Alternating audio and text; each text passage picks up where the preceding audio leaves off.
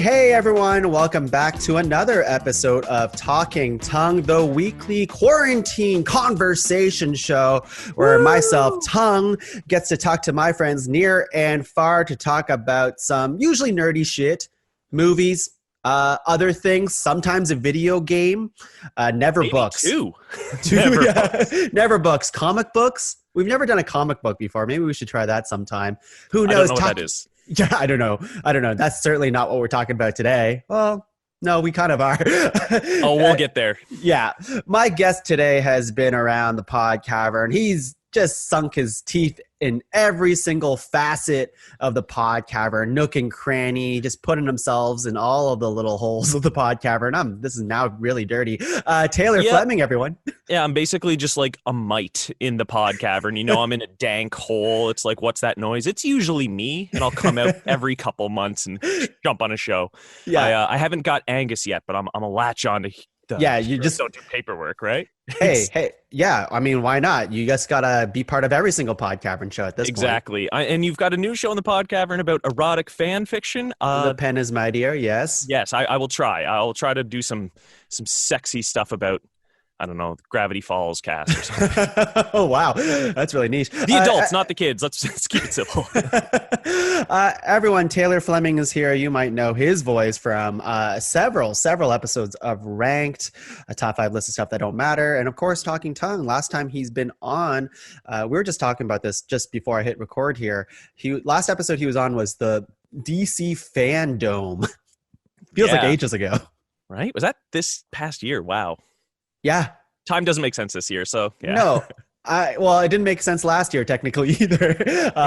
For anyone that doesn't know, I guess also the Fandom was like DC and Warner Brothers just announcing all their new like comics and movies and video games. It was a big day. That's why we did it. It was. Yeah. It was pretty big. Cool. Just trailers on trailers. That was fun. I like that. I like talking about trailers. And then different this week, though. Very, very different this week. You know, like anytime there's a big nerdy thing that comes out, I usually go to Taylor about it because he's a big nerd. Now, for the people at home who don't know who Taylor is all about, I mean, you can listen to the previous episodes, of course. But Taylor, if you can describe yourself in a haiku, how would you do it? He tries really hard. It doesn't always work out. Oh, yeah. Good. But he keeps coming. That's pretty good. I'm not a poet, okay? That took me. I was counting on my fingers like I was trying to count to 10. Maybe this is like a new segment of Talking Tongue, you know, the ever-morphing show where it just becomes haikus, you know? Exactly. Well, you could probably just slid it into a slam poetry corner. It should fit in right there. Yeah. Now, this segment, the slam poetry corner, every single week we just do a bunch of slam poetry. No. Taylor... Scrambled eggs. Who did this to you? I was in a phase back in the day where I was just listening to a bunch of slam poetry. It just sounded really cool. And like, you know, when you're younger, smoking a lot of weed and you're like, weed is cool, man. You like hearing the passion in people's voice. And if it's the more cryptic it is, the cooler it is, you know? Do you like music but hate rhythm? Then boy, have I got a genre for you. Exactly. Taylor, since we've last spoke, you know, it's been a while. What things continue to keep you positive during the pandemic? You know, we're still living in it. Yeah, exactly. We're still there. This past year has been tricky for everyone, and a lot of people have been kind of reverting to kind of comfort watches, you know, like people watching The Office and Parks and Rec. Those are always great to throw on. But my fiance and I, Steph, we've really leaned into the kind of comfort food, comfort viewing. Like, you know, whenever you eat like a good kind of stick to your ribs home meal, we're looking for those kind of shows. So like, or movies. The Paddington movies are great. You know, if you ever need to pick me up, they're gorgeous. Ted Lasso, which I know you have dusted multiple times. I highly recommend the Detectorists. It's a British show on Amazon Prime. Just a couple people. It's Mackenzie Crook. He played Gareth, the original Dwight in The Office, you know? It's written and directed by him and Toby Jones, and it's just like a beautiful, nice little show. Like it's so calming, and that has been kind of the encapsulation of what we're looking for in our quarantine viewing. Also, the movie Troop Zero on Amazon Prime with Viola Davis is so good. Check it out. Okay. All right. Coming in hot with some recommendations. I love it. What's you've recommended that show a couple times for me. Say it one more time and I'll try to stick it in my brain. Detectorists. So essentially it's just, that genre of like sleepy British village. Usually there's a detective comes in to solve a murder or something. It's like that, but there's no murder. It's just these two guys. They're detectorists. They're not metal detectors. That's the machine. They're detectorists. And it's weird. The story isn't so much focused on the detectoring. There's not a lot pushing the plot, but it's just kind of you dropping in this little village, and you love the people, and everyone's colorful and kind of cartoony. And yeah, there's not a lot pushing. It's not stressful. It's very relaxing, and everybody's kind, and it just gets better and better. I need a show like that again. So I will do that. And it's on Prime, easily accessible. Amazing. Our comfort has obviously it was Ted Lasso for me twice, and then I was starting to watch. We've been trying to finish all of Community, and that's the plan. Like the Community trajectory. It's like really, really good, and then it's like this is a little bit of a dip, and then it's like it's good, but it's way different. They salvaged it a bit, but. Yeah, and it's even with Dan Harmon back, it was like whatever. So we're kind of like trucking through season 5 and 6 of Community, and after that we'll do Schitt's Creek, and after that, Detector seems like really short, so I might very short. I think it's maybe like 6 episodes a series or something. Oh, I can do that. Do that, and I've been doing Clone Wars because of Mandalorian. You should watch Clone High instead. Yeah. I'm watching Clone Wars, and when I watch a TV show, I like try to obsessively watch it until it gets its hooks in me. And with Clone Wars, I'm like 12 episodes deep, and I'm like, this is fine. Like, I'm not really itching to watch more of it, but I know you're literally going to be waiting until like season 3 to be like, oh, okay.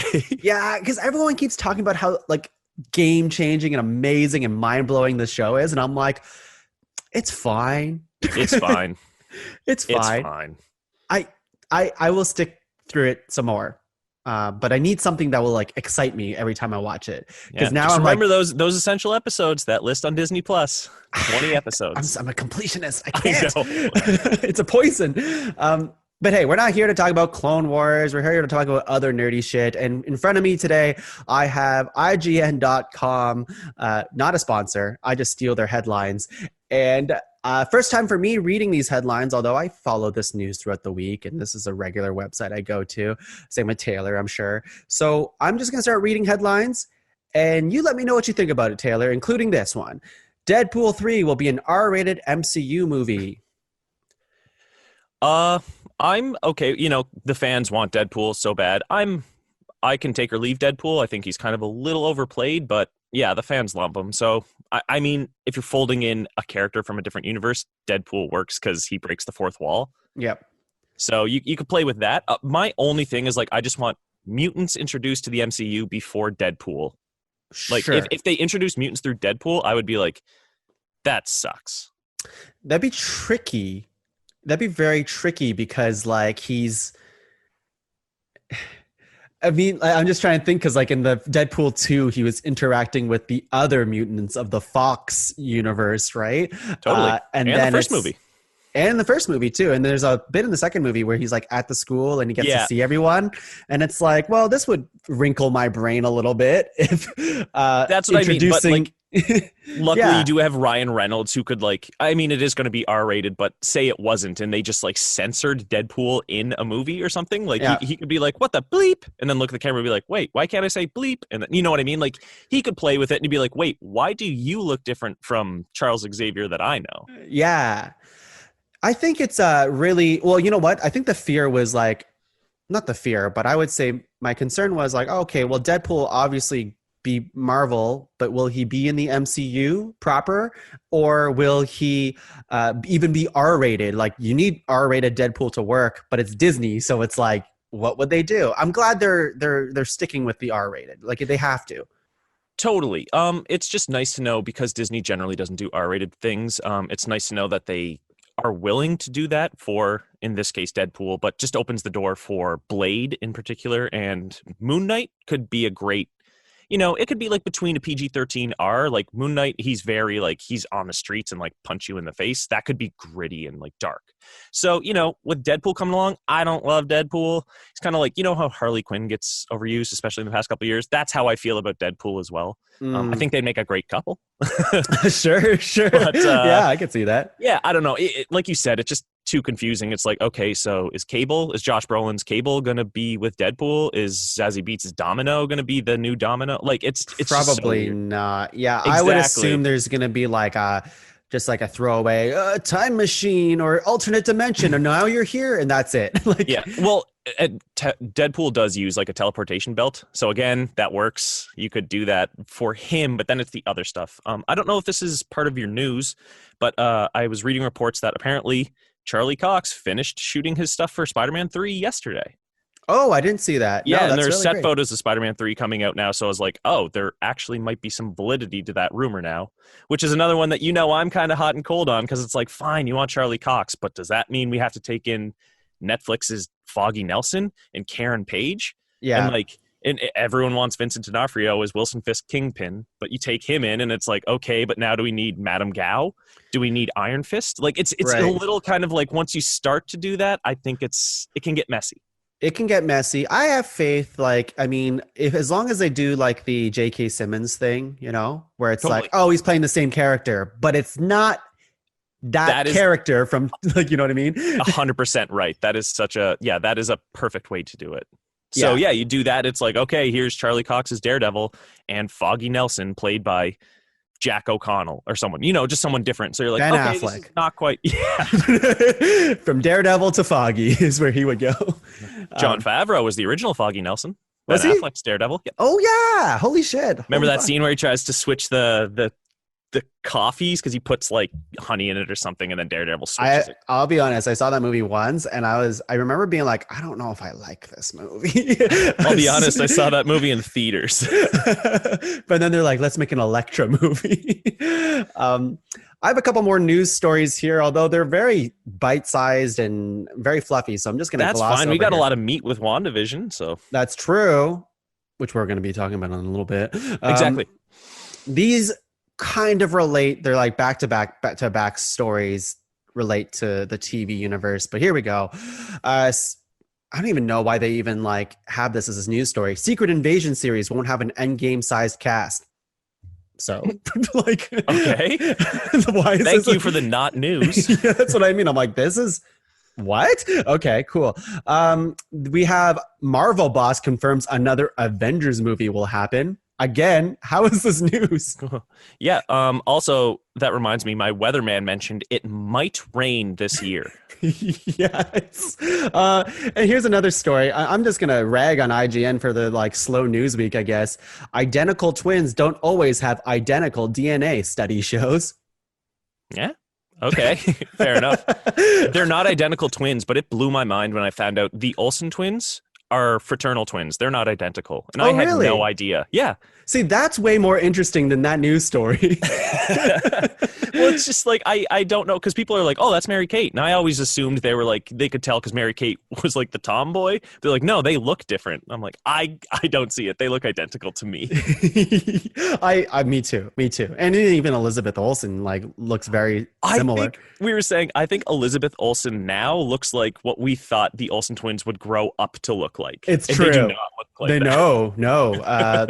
Elizabeth Olsen, the best Olsen. Hot take, I guess. Not anymore. Not anymore, no. Did you see this Super Mario 3D World Bowser's Fury stuff that's been floating on the internet? I did. It's like a Super Saiyan Mario? Yeah. Super Saiyan giant ass Megazord Mario versus like scary Bowser. Yeah, I actually texted you about this. So this is a DLC or it's a new game? For the Switch? It looks like an add-on to, for those of you who don't know, Super Mario 3D World is a Wii U game. Now, for the 5 people who owned a Wii U, they really love that game. I'm one of them. They're one of them, yeah. And they were doing this stuff on the Switch where they're bringing like famous Wii U games over to the Switch so people can play these amazing games because the Wii U did have amazing games, including Super Mario 3D World. But nobody bought it. But nobody bought it. So this time they can buy it. And they're like, out of very weird for Nintendo to be like, hey, we added some stuff to this remake, or Right. basically. They 'Cause usually like strip something out. It's like, you liked two player? Well, that's gone. Now yeah, pay us $60. nobody likes two-player Nintendo games though. Well, some games. But like this, the Super Mario 3D All-Stars, they basically put all these games lazily together. I love that collection, but like they barely did any work and they just Hmm. pushed it out. And for this game in particular, it's the original game plus something called Bowser's Fury, which it seems like it's like a it sounds like DLC, but you can't actually download it because it's just part of it, right? So it's just Oh, like an add-on to the original game, but like a separate thing as well. I don't think yeah. it'd be very long, to be No, me honest. either. It's kind of like whenever I get a game, like an older game years later, and it's like we added a Luigi thing, and then it's just like timed trials or something. And you're like, oh, okay, it's not that much. But Yeah, this looked a little cool. It kind of looked like the standard levels from 3D World, but just maybe like a little more hectic. Like now there's lava dropping everywhere, and like you're being chased. It seems like it's just like the crunch is on you, basically. yeah. I think it looks kind of neat. I just like seeing giant cat Mario versus like a really cool looking Bowser. Yeah, Mario's in the cat suit, and then he gets like a wicked big mushroom, and then he basically goes like Super Saiyan 4 monkey mode. Yeah, I'm into it. I'm into it. Are you into this news here, Taylor? Justice League Martian Manhunter actor confirms scenes shot for the Snyder Cut. Every time you're on, we talk about the Snyder Cut. This is my curse. I don't care. I know the actor. The actor was in the other movies. He was in Man of Steel. He's one of the generals. He's I don't know the actor's name, but he's the big, tall, handsome black general. He's usually just in army Oh, fatigues. yeah, yeah, yeah, That's yeah. Martian. That's John Johns in Zack Snyder's movies. He was Whoa. supposed to be like I've seen, like the original Snyder cut. There's storyboards and stuff where he transforms. He was supposed to be in the first one, so it's like good. He's finally going to do it. I'm like, I don't care. You told us this 3 years ago. Wow. I Yeah. just Zack Snyder honestly just keeps putting out the same. He's like, oh, here's a behind the scenes shot, and it's like Ben Affleck in a black and white Batman thing from like 2015. I'm like, I don't care, Just at this point, just give it to us. Like that's or don't. well, it's happening either I know, way. I know. It's happening either way. I mean, like the whole. I mean, it's really that whole Justice League stuff is so messy. If we really Dude. want to get into it, the whole Ray Fisher thing's like very like, oh, like it's just a lot. It's a Yeah, lot. I just think it's such a bad precedent too of giving in to the toxic fans online. Because even today, I was scrolling through Twitter and I saw somebody's tweet. It said release the Webb cut, like WEBB, and I assume that's a reference to Mark Webb, who directed The Amazing Spider-Man 1 and 2. No, That's I the don't want only that. that's the only director I know with the name Webb. But I'm like, okay, so now, like people are doing that. They're like, release the geez, what's a bad superhero movie? I don't know. People are just asking for like every Green other version. Lantern. Yeah. Oh Yeah. God, I forget that director's name. He did Casino Royale, but yeah, it's just like they're asking for all these like bad movies, the new cuts of them. I'm like, those don't exist, and just because the Snyder cut happened, now they're like, oh, this can happen if enough people cry. Well, the Ayer cut people wanted David Ayer, who did That's Suicide right. Squad. They're like, oh, well, he just had really big ideas. And if we just gave him one more movie or whatever, it's like, no, that was a bad movie. Like, let's Hmm. just let it lie. It's just And then bad. Snyder cut will come out, and then people, half the population will be like, well, we want sequels to that, not the new stuff. And like, I don't know. Yeah. It's all very messy when it comes to superhero stuff. It's a wonder why we still like them. So, um, there was a rumor, and this happened a couple days ago, where Chris Evans was reportedly going to reprise his role as Captain America, which that evening he's like, that's news to me. Yeah, and he put like a little. He did two and there was another one where he's like, guys, these gifts are killing me. And it's like, Yeah. so there were like two times that he was kind of playing into it online, Yeah. which I think I mentioned this. We have a Discord, a nerd group, and I think I mentioned it there.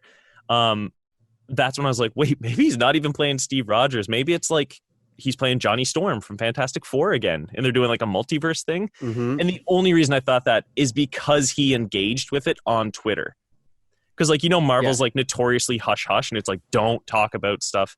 Even Tatiana Maslany, who got cast as She-Hulk, and Oscar Isaac, like Yep. those rumors come out and they're like, no, I didn't. And then 3 months later, they confirm it.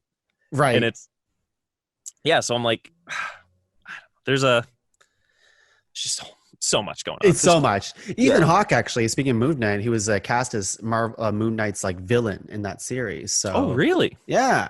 Who's his villain going to be? Do you know? I don't know. It doesn't. That's just the headline, and we only do headlines here. The second I have to open it up, it's. I'm actually opening up right now. I see nothing. Okay. Well, I'm fairly confident that. Did you say Ethan Hawke? Yep. Okay, Ethan Hawke is probably not playing Bushman, so we can rule that out. That was one of the words here. Yeah. Oh, is it? Yeah, it's like he's not gonna play that. Who's Bushman? I don't know who that is. Basically, so Mark Spector, he was a mercenary, and the Bushman, he's just basically like a warlord at this point. He has a skull painted on his face, and he was an adversary in the first issue of Moon Knight. He shoots Mark Spector, leaves him for dead. Then he crawls through the desert. He finds the Temple of Khonshu, and becomes the Fist of Khonshu, aka Moon Knight. I am a nerd. Tongue told you. That's why. Well, we need you. This knowledge is very, very helpful for today's episode because I'm a nerd too. But Taylor's like, he takes it. He takes the crown here. Top 5 nerds.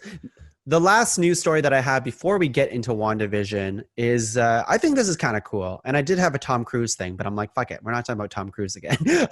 We're going to talk about instead how Netflix in 2021 is going to release a new movie every single week.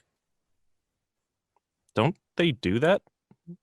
I don't already? think so because it made a news story. It's every single week they're gonna drop some big ass movie. Well, whatever. It's big ass can be. I mean, they don't even use the word big ass. That's me. So. That's weird for a press release. Yeah. I mean, like, they're touting like their roster of A-list actors: Dwayne "The Rock" Johnson, obviously Gal Gadot, Leo, Amy Adams, Ryan Reynolds. More. They have money, is what they're trying to say. Oh, I don't hear you anymore, Taylor. Your voice is cutting out. I assume it's probably just like, Chris Hemsworth, Anthony Mackie, like Extraction and those sort of things, and like the old guard. Probably those kind of like not quite TV movie, not quite theater, just that in between like Sunday afternoon movie. Sure. Didn't the old guard do very well? I never saw it. On Netflix, though. Yeah, I guess so. I mean, so like doing well on Netflix is just streams. That's true. But that's the wave of the future, baby. It's all about the streams, no more like paying for movies. I don't know if I want to pay for a movie again. I paid for Wonder Woman 84 and it was the worst thing that happened in 2020. I'm kidding. Wow. Even trying to be facetious no. I've never seen it yet and I don't plan on paying for it. But I still will watch it because I've watched them all like a dummy. So let's get into the what we're talking about today. Of course, actually, you know what? Taylor set us up here. What? Yeah. About what we're watching? What we're talking about today on today's episode of Talking Tongue. All right. So today we're going to be getting into the first 2 episodes of the new Disney Plus series, WandaVision. It's twilight time. Wanda and Vision. Aren't we a 5-pair? This is our home now. I want us to fit in. Oh, this is gonna be a gas! Where did you 2 move from? How long have you been married? And why don't you have children yet? Our story. I think what my wife means to say is that we moved from... Moved from where? Married when? Damn it, why? Oh, Arthur, stop it. Stop it. Stop it. Stop it.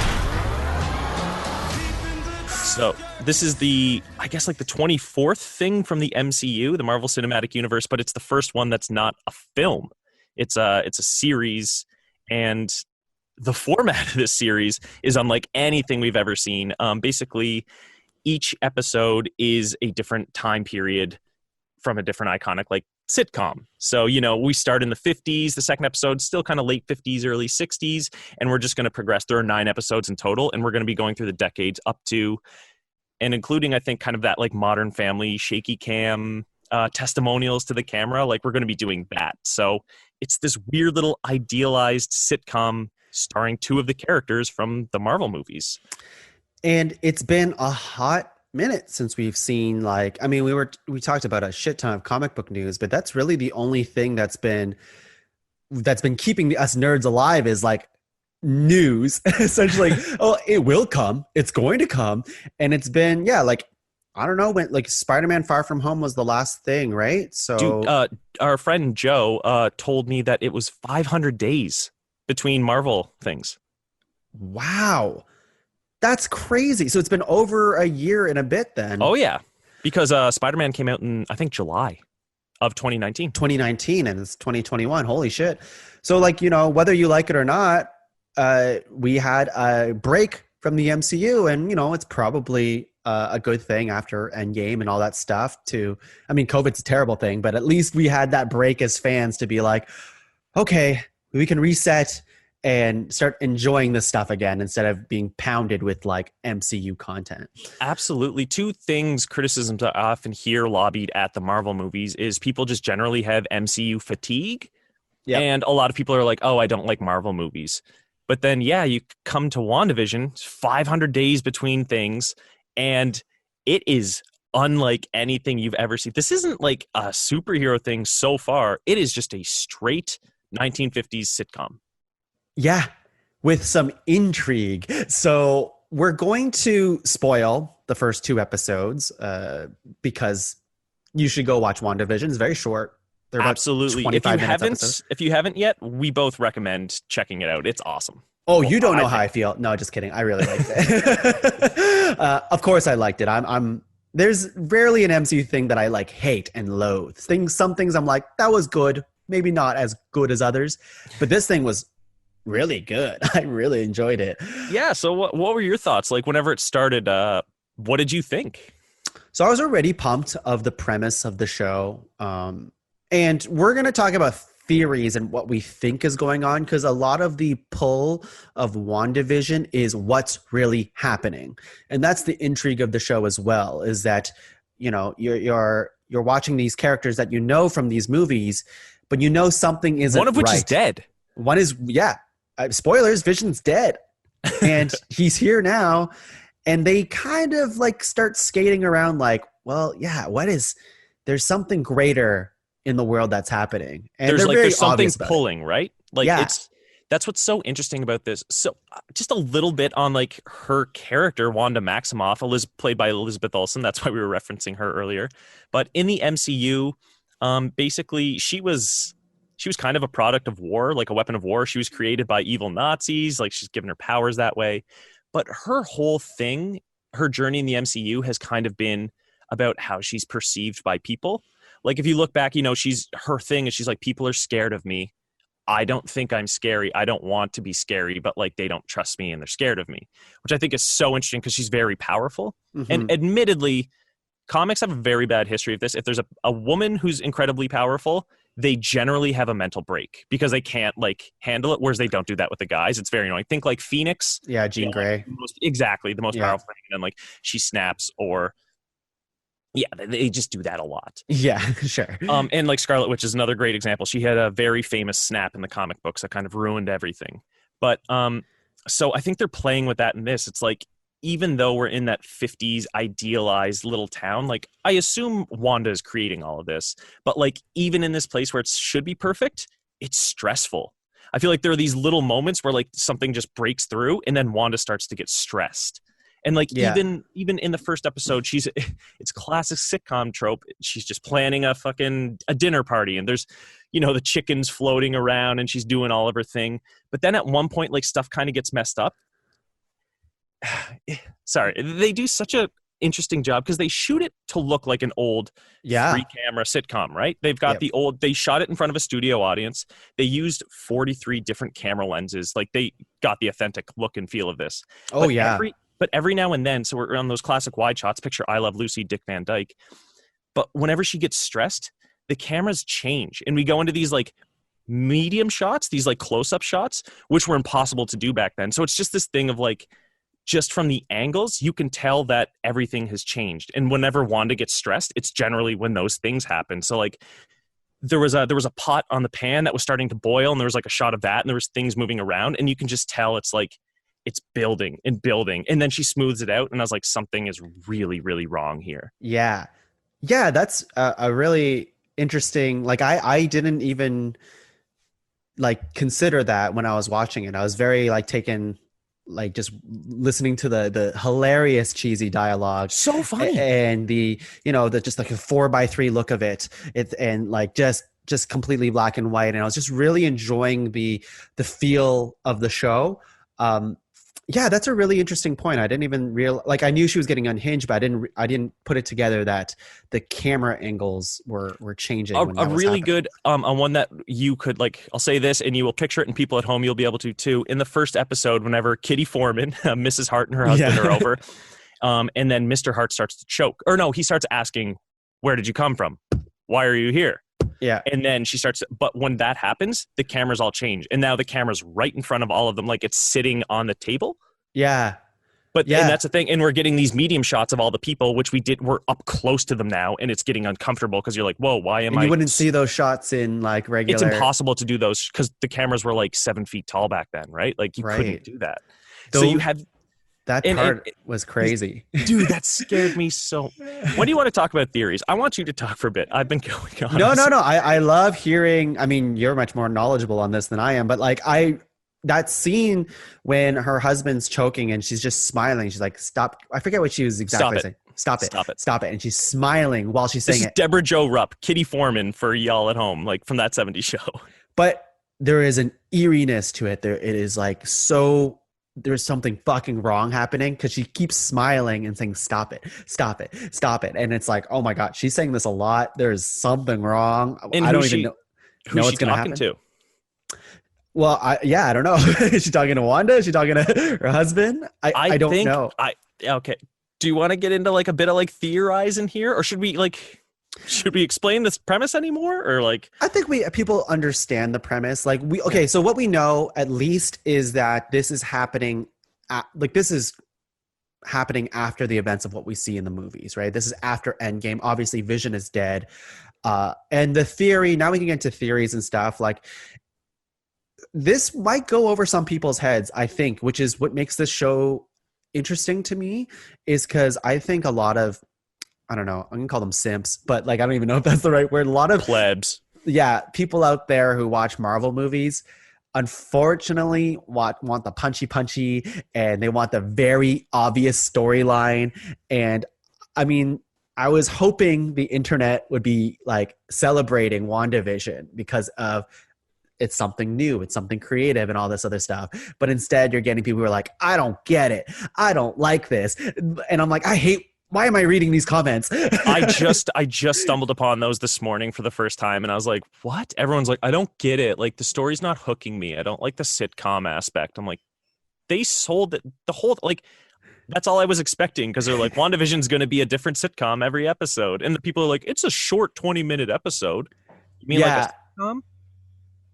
It blows my mind of people not giving it a real shot, or like, oh, this is so boring. It's like, what did you want from this? Like, this is because it's in the TV format, we're getting that slow build, episode to episode. Kevin Feige said, because they're on Kevin Feige, he's the head of the MCU, and he said that the direction the Disney Plus series are going to go is because it's their own streaming thing. They don't have to adhere. So if an episode wants to be shorter, if it benefits from that, or longer, they will do that. So he pointed to WandaVision being an example of, you're going to get, you get roughly 6.5 hours for each of these new series. Yeah. So WandaVision, we're getting 9 episodes that are a bit shorter because it fits the sitcom format. And then he said the Falcon and Winter Soldier, that's going to be like an hour-long episodes, and you'd get maybe 6 of them. Right. So, like, it's going to even out to the same thing. People are just, like, impatient. They're like, oh, you should have dropped it all at once. It's like, no. Let them do it. Just sit with it for a minute. Yeah, exactly. Let it absorb it. Okay, and I know we just said we'd talk about theories, but I do want to point out that, like, Elizabeth Olsen and Paul Bettany and the entire cast so far of WandaVision they just fucking nail it. Their comedic timing is incredible. It's the first time I actually I shouldn't say that. I like Vision enough, but the performance from Paul Bettany like really layers his character, or makes me find him more interesting than just being this like super computer, really strong guy who just happens to love Scarlet Witch. Like, he wasn't that interesting before, but now he kind of is, Absolutely. Like, I never, if you were like pick 2 Avengers to be in a 1950s sitcom, like I never would have thought those actors had the chops, but like it's unbelievable. Elizabeth Olsen, like in the first episode when she's making that meal is so funny. She's just doing her Lucy, like there's a chicken and she's trying to cook it with her magic and then she burns it. She's like, oh no, too much. And then she rewinds it. It's a basket of eggs. She's like, oh no, too far. Like she's so funny. Yeah. And there's a thing in the second episode where Paul Bettany is drunk off gum, which I thought is like a hilarious little thing, like whatever. And he kills Is it. gum food? Yeah. I believe it's just for mastication. Oh, I don't do that. I guess it bothers me that, like, I think people who they're like, I want to see Scarlet Witch kick ass. I want to see Vision shoot beams. And it's like, just shut up. let them tell these stories. Right? That's a great segue, though, in talking about their powers. Yeah. What is going on? What is this world? Yeah. Speaking of Scarlet Witch's powers, too, her powers in the MCU are, I would say, considerably different than they are in the comic books. And in the MCU, they're more telekinesis centered, I think. It feels like it. In the other one, it's more, hex based? Would you say in the comics? So basically like she taps into like chaos magic is her thing. And it's, these like hexes and charms that she puts on people. It's also a thing, like they kind of wrote it away where she can change the probability of something. Yeah. So what that is like, say she's with like the Brotherhood of Mutants and they're fighting the X-Men. If they're standing on a street, she can just like the probability of the sewer pipes that they're standing on just became 100% and will explode or something like that. So, you know what? Right. It's very vague. And then after a few decades, they just kind of changed that into full-on reality warping. Yeah. And I guess we're maybe starting to see that now. Oh, that is, Kevin Feige said the Scarlet Witch is the most powerful character in the MCU. We haven't seen the Scarlet Witch yet. We've seen Wanda Maximoff, but he says she becomes the Scarlet Witch in the show. So I'm like, oh, buddy. Yeah. Okay. Now let's dive into that deeper. So with the Scarlet Witch, we kind of talked about how she's very powerful. She gets unhinged. We see that in the MCU too. Like she is, she's I'm not trying to say emotional because that's the wrong, you know what I mean? What point though in the, like after she blows up Crossbones or? Yeah, well that too. I mean, she's just like, and we even see that in Age of Ultron too, when her brother dies and the moment she snaps and all of the Ultron bots just like disintegrate around her and stuff like that. Yeah. Very powerful. And when she's at her peak of being like not able to control herself, all her powers get let loose and just like destroying stuff. And that's like the fear, right? Like that's why people are afraid of her and that kind of stuff. Well, that was in the comics too. It was Pietro's death, her brother's death, that actually spurred her to say no more mutants. Those 3 words that are iconic. Honestly, terrible X-Men comics after that. But basically, she was upset, as she said, no more mutants, and it depowered 98% of the Earth's mutant population, which was like 986,420. And then it just left like hundreds of mutants. So like, I didn't like that in the comics because then it kind of takes away the whole minority allegory. Like it doesn't work after that. And like, it just got dumb. But she's literally 3 words and she changed the the Marvel comics forever. Like that's how strong she is. So in this show here, like we see that something's wrong. This is obviously playing in her head to some degree. Obviously, there's a part in the show, second episode, where some guy comes out of the sewer. Well, the first episode too, we get the sword. The sword, yeah. You want to explain that? Well, yeah. At the end of the first episode, they do the classic sitcom thing, and then they that is Vision and Wanda, and then they kind of look at the TV set, and then we pull out, and there's somebody on a computer bank like monitor, just like observing what's going on, and they're clearly an operative of SWORD because they've got the emblem there, and then he closes his little notebook, and it's got the SWORD emblem on that as well. Yeah, and they're saying that SWORD seems to stand for something different than the sword in the comic books.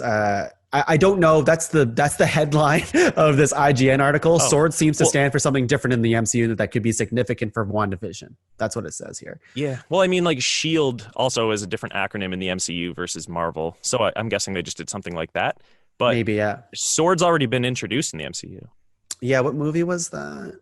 Spider-Man Far From Home. Talos and Right. Nick Fury are out on that spaceship. That's Sword. Yes. Yeah, you're right. You're right. And okay, here's getting into my theories. What's her name? Geraldine, the black lady at the talent show that was helping them in the second episode. Mm-hmm. That's Monica Rambeau. That's Photon. That is Maria Rambeau from Captain Marvel's daughter grown up. Oh yeah, is that what? That's what you Dude, think? like her brooch, I was like, that looks like Photon's thing, like her symbol. Oh, I'd have to rewatch that. That's interesting. She's got this like big circular brooch that kind of looks like, just picture like Captain Marvel's like energy blasts. They're called photon blasts. Yeah. And it's just like whenever I saw that, I was like, that kind of look. That's Monica Rambeau grown up, which would make sense because I'm guessing she's working for Sword. And like Nick Fury and Talos hung out at her house when she was a kid, and her mom was a fighter pilot. So it would only stand to reason that when she grew up, she became a fighter pilot, but she has those connections. So she's working with Sword. So that's a really good theory because when I looked at this cast list of WandaVision, and I guess this is the spoilers, of course, but like under her name, it says Monica Rambeau here. So yes, it says that. So I didn't know that. That's a really good observation. I know one other person. I don't know if I want to spoil it for you though. No. I mean, like I'm looking at this cast list right now, and they don't have titles underneath everyone. But I was just gonna say, Catherine Hahn kills me in this. She's so good at being the nosy neighbor. I said to Steph last night, I think Catherine Hahn, if I had to equate her to any other living actor, it would be Meryl Streep. Honestly. Oh, really? I think she is, Catherine Hahn, that is incredibly underrated. Yes. You drop her into any time frame, like time period, and she's like, it's not even like she can act well. It seems like she's from then. Right. Yeah, I can see that. Like she plays the character so well in WandaVision, and you know something's up with her too, because she's too good an actor to just be the neighbor on the right. Yeah, exactly. It's like, okay, she's a nosy neighbor, but what like nefarious thing is actually happening behind the scenes? That's why the show is really interesting, because we actually don't know what's happening right now. And everything we're saying right now is completely theory crafting what could be happening. We could be completely wrong. Yeah. And like 22-minute episode, it's like maybe a minute and a half of things that are like weird. And other than that, it's a straight, like they just committed fully. Yeah, you're right. Like, cause I mean, we talked a lot about the mystery, but you're right. Like there's so much stuff that's just like, hey, they're just preparing for a talent show. Now they're going to show us this silly talent show. And then afterwards they'll just drop a nugget of like, oh, here's the thing that's pulling the show forward, like the bee thing. So like end of episode 2, the guy comes out of the sewer. He's wearing like a bee mask. After big thump. Yeah. And then you see a bunch of bees, and all you see is like Wanda saying no. Like basically it's like, I don't like that. And they rewind back to them kissing. And then there's color in the world now. And it's like Wanda is saying, this is like her trying to keep her reality in check. This is like her trying to keep her emotions in check. She's running away from whatever that is. Exactly. So if she is becoming upset, becoming unhinged, she's trying to keep it to a level where she can control things. And it's starting to unravel. And that's exactly. Like, that's what it's that idealized world, right? But then those stressors, like even just trying to make the thing, like she's getting stressed, and it's like, I actually said the pot on the boil earlier. That's literally like that's what she's like. She is the pot bubbling. Yeah, that's and then, really like, good. That sword agent at the end, the beekeeper. I have no idea. I googled those like beekeepers, Marvel, no clue. But yeah, he works for Sword as well. So like. I don't know. I have such a loose theory right now, but I feel like this world is Wanda's doing. She's manipulated reality and she's created whatever this world is. Yeah. And then I don't know. I feel like somebody is in her ear, because we do get those broadcasts that cut through. That's like, Wanda, who's doing this to you? Wanda, who's doing this? You know, there's like the radio. So I assume that's Sword. I think Sword is trying to help her. They kind of make Sword look nefarious, but I think Sword are the good guys. I think Wanda is the biggest threat in the whole series. Yeah. But I think they're trying to like make it look like that. And then I'm thinking Agnes or someone is in her ear doing the whole for the children thing, for the children. Somebody's pushing Wanda in a certain way, like almost getting her to revert. Right. And whenever Sword is getting close, like that beekeeper guy at the end, it's almost like they found where she was and she's like, nope. She rewinds it, and then they go into the 60s and she completely changes the world again. So it's like they can't find her again. That's what I'm taking from it. Yeah, I'm pretty much on the same board. And I guess my own take is that, Yeah, she is. This is the journey of her becoming Scarlet Witch, WandaVision, the entire series. We know that Multiverse of Madness, the Doctor Strange movie, she's going to be in it, and she's going to play Co-starring.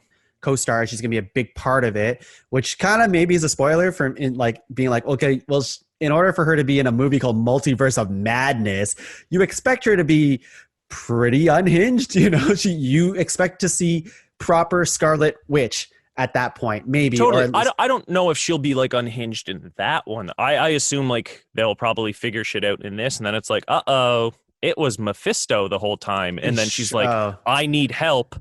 Hey, Stephen Strange. And he's like, we got to solve this. Yeah, That's they could kind do of how. Yeah, I guess so. I'm curious to see. I like how layered her character is starting to become. Totally. This is the juicy thing, is because she is so powerful. We haven't really seen the aspect of her that she can accidentally hurt. I guess we kind of did in Civil War, but it's really like to a grander scale of accidentally hurting the people that she wants to protect. Well, that's the world. Mr. Hart when he was choking.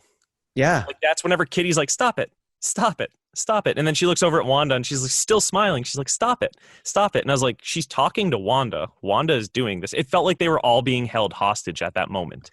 Or that character that in the second episode where she's holding that glass of wine and it like Dottie. Yeah, and it explodes in her hand, and like there's the radio that's going on top of it. That's the Wanda part. I think. Yeah, like Wanda, who's doing this to you, Wanda. Yeah, and then that gets kind of weird. I don't know. The show's awesome. I'm excited. It's so kooky. It's so weird. And yeah, I think like Monica Rambeau. That's why I say I think she's working for Sword, and I think there are good guys in the world that like are trying to help Wanda, because there's I rewatched the second episode, but there's the line whenever she's like, one moment I was standing back behind the curtain and then all of a sudden I was in this box when they're doing the magic trick. She's like, how'd you do that? And Paul Bettany's like, a magician never reveals his secrets. He leaves that to his assistant. And then it cuts over to her and she's like, and she's not talking. And then Geraldine, Monica Rambeau, is like, I had a feeling you'd say that. And I was like, it felt like they're trying to help her, and it's like, you know, they're trying to give her therapy or whatever, but she's not talking. Like it's just those little clues. Yeah. And Agnes. That's so interesting, and I want to see how they it's interesting. They're adding character depth to a character that no longer exists in the universe, which is Vision, and I'm very excited to see where he ends up. I don't want to see him.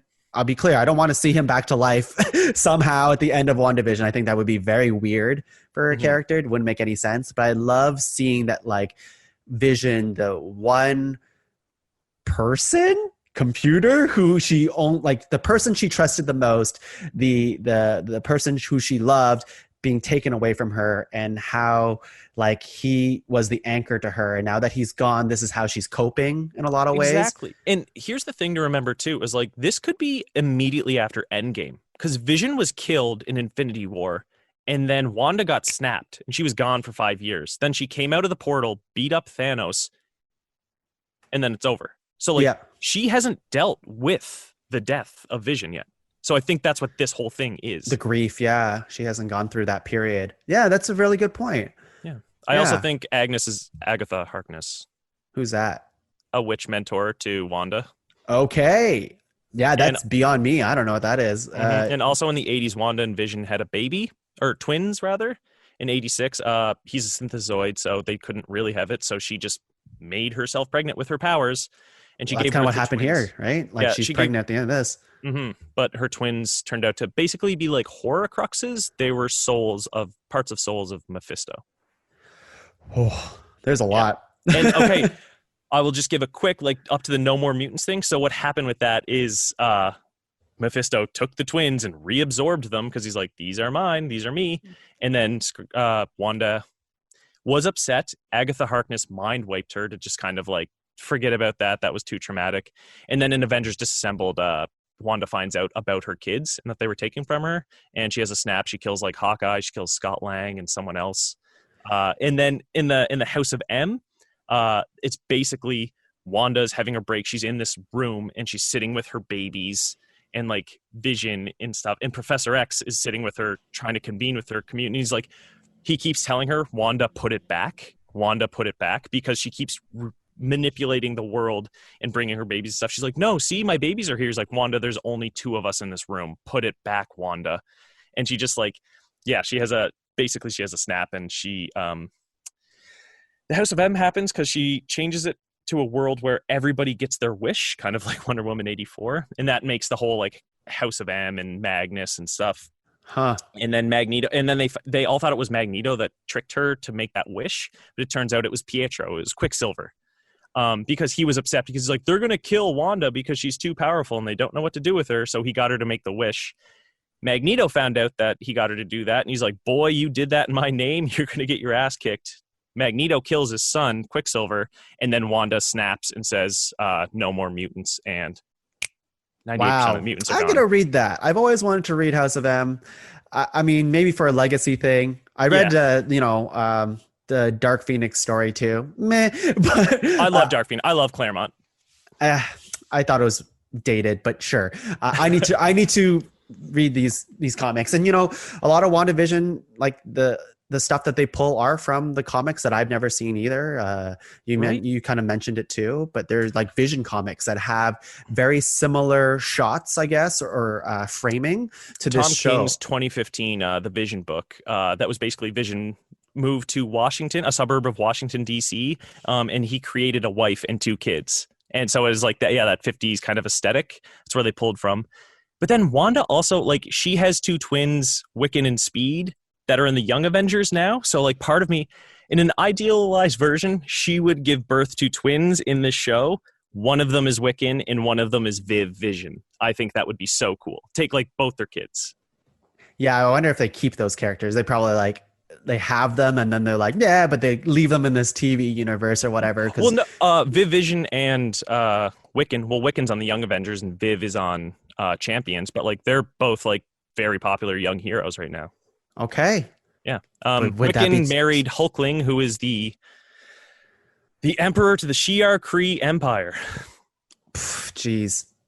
I know exactly what you're talking about, and I bet 80% of our audience do not. This is why we have you, Taylor. That you know a lot of comic book stuff. It stays in your brain. Yeah, it's useful like twice a year. Including this time. Yeah, no, the other time I'm on it. Fandom in this. Okay, any final thoughts on WandaVision? Obviously, we really like it. Everything we talked about so far just seems like a what if this happened, what if this happens. Like it does. It's exciting to see where they'll go from here. Mm-hmm. I'm very curious. I don't know if it will be like a Mephisto thing, but there is all that for the children. The whole town's like for the children. Yeah. Kind of pushing them into, and like Kitty and everybody's like, why don't you have kids? They have good schools around here. Everybody talks about kids. Yeah. So I'm like, I don't know. And honestly, Catherine Hahn's like Agnes. Initially, I thought she's a baddie because she's too good of an actress. But now I'm like, I don't know. Is she trying to help her? I don't know. There's something happening there for sure. I think Sword is trying to help her. I think Geraldine in the world is trying to help her. And everyone else, I don't know. Yeah. With the baby stuff too, it's just kind of like, is this how she's feeling of like, she longs for family because she no longer has like Vision anymore. Well, not just Vision, like her whole history has been marred with that. Her parents were killed, what they say, like 10 feet in front of them by a missile when they were Pietro's kids. Killed, Vision's killed. Literally, Sokovia was destroyed. Yeah, the Avengers are disassembled because of her, kind of. Like and that's her thing, right? She's like, everyone's afraid of me, and like I hate that. And then in the show, she talks about how she just wants to fit in. She's like, I just want to fit in. Oh, that scene with Dottie when right before the radio goes all weird. She's like, I don't want to hurt anyone. And Dottie's like, I don't believe you. I was like, what is happening right now? I love that. That's so And then she's juicy. like, who are you? Where am I? And then she goes right back. Do you know how to get a stain out of blood stain out of white linen? She does it herself. I love that though. That's like so like telling of what could happen, of like how Wanda's like mind is working. I will say, like, if you need a primer beforehand, they did release something called Marvel Legends on Disney Plus. I don't actually know how helpful that is. Like, I watched both episodes. I loved it. I thought your recommendation. So I recommended it because Marvel Legends was like put in my face. It's like, you should probably watch this before watching WandaVision. I think for people who know these movies really well, and if, of course you do, that's probably why you're going to watch WandaVision anyways. It's a nice like supercut trailer of like 7 minutes long of here's a supercut of Wanda and what she's about, supercut of Vision and what he's all about, and that's it. I can see it being confusing for the people who've only seen the Marvel movies like one time because there's no actual... This happens and this happens. Yeah, there's a lot of like explaining character stuff through dialogue that happens in those movies, but no like narrator that like could really explain it to the layman. We watched an IGN like The Road So Far video where they did all of that, and then we watched the Marvel Legends right after, and we liked those way more because like it was just about, it kind of seemed like the emotion. That's where the thing where like Wanda, she's sitting with Vision and she's saying everyone's afraid of me. It was from that Marvel Legends thing. And what I like about that, much like you wouldn't understand this, but the essential episodes of Star Wars, Clone Wars and stuff, what I really like about those Legends things is it's Disney creating them. Yeah. And the tips that they're using specifically are important, and those are the things that you should like note going forward. Yes. So that's why specifically I'm like, she says she's scared, people are scared of her. I'm like, that is going to be the theme of WandaVision. Totally. Which I didn't get from the IGN one, but I did get from Legends. So you're right. That is why you should watch it, is because the snippets that they give you. First of all, it's a good primer. You don't have to rewatch every single Marvel movie that came out beforehand. And it's only 7 minutes long. I will say though, we watched both of those things, and at the end of WandaVision episode 2, Laura said, "So I don't get it. Like, Vision's still alive, right?" I'm like, we see him die like multiple times in those supercuts. But that's what I'm saying. Like, to me, as a big Marvel geek, stupid person who just has like all these Marvel useless knowledge, how effective these super trailers are to someone who's seen all the movies but doesn't care to that level. I will say we watched them though, specifically the Wanda one. Steph got goosebumps twice watching just the Legends thing because she's like, ooh, I love her so much. So Steph has only seen those movies once. She she's a kind of a casual fan, but they worked on her. Yeah, exactly. I listen to a podcast called Filthy Casuals. I know. It's about video games. All right, so that's the end of our very long talk of WandaVision. We talked longer than the episodes themselves, but I'm excited. I can't wait to see what they do next. Maybe we'll do a WandaVision episode when we finish it all. Who knows? What do you think of those commercials? I liked them. I thought they were cool. I think those are memories because Joe and Steph are both like, well, Strucker, maybe he's the one like pulling the strings. Is like, I'm pretty sure that and the Stark one are just kind of like, it's her history. Like Stark kind of made her what she is because the bombs, and then Strucker gave her the thing. I'm like, I don't think that means they're pulling the strings. I think literally the commercials are just memories, like history. Yeah, that's how I see it too. Just kind of like, this toaster is made by Stark. It's like, well, Stark's like a big part of her life, or like has history. Let's just throw it into this commercial and reference it. I can see like, I don't know. They can probably do a bunch of stuff with that. Yeah. I liked it. How would you rate WandaVision so far, Taylor? I would give WandaVision 40 upside down cakes. I feel like it's topical for, appropriate for the era. Okay. Yeah. I would give it 5 I Love Lucy's out of 6 Bewitched intros. Awesome. I will add to that 3 pants on women, because she looked great in the 50s and everyone else is in their little dresses. Elizabeth Olsen is her set costumes in this show are fucking awesome. She looks let so me tell great. you, Elizabeth Olsen's acting. Whoever did the costume design, and like they fucking nailed it. It's great. Okay, Taylor, we're at the end of the show. Of course, we can't end the show without you saying some plugs. Now, I would say if you don't have anything creative that you're currently doing, I know you plugged some stuff at the beginning of the show. Do you have anything extra you want to plug? Well, not right now. I'm just kind of writing and stuff, but y'all can't read that. I mean, I do have a show on the podcast. It's not really as topical right now, but we in October, for the month of October, we did a How'd You Get Here horror. My fiance Steph and I, we just broke down a bunch of different horror movie series that she had never seen. We've looked at the first and last movie from each series and then just kind of compared them and asked ourselves, how did we get here? Because it's a trend. They go off the rails real quick.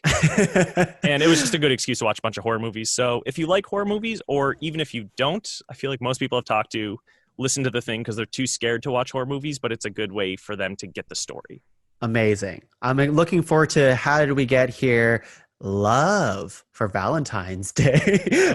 We could wait, what's a love series? I don't know. And I don't think there's enough that's like, I guess you could pretty much shoehorn Twilight. And, I was going to say 50 the 50 Shades. Yeah. Yeah. There you go. I don't know any other ones. Right. I'm sure there is. We could do a How'd We Get Here Christmas, or we could do a How'd We Get Here Flag Day. It doesn't matter. How'd we get here? Easter. Exactly. All right. Well, you can find the rest of the shows in the Pod Cavern at www.podcavern.com. We're going to lock Taylor back into his Pod Cavern hole as the mighty. Can I have water this time? Nope. You find that water like the might you are. But before you leave into the Pod Cavern, to the deep depths of there, you want to give us your famous catchphrase. Who's doing this to you, Tuong? Tuong, who's doing this to you? Spooky. Bye, everyone.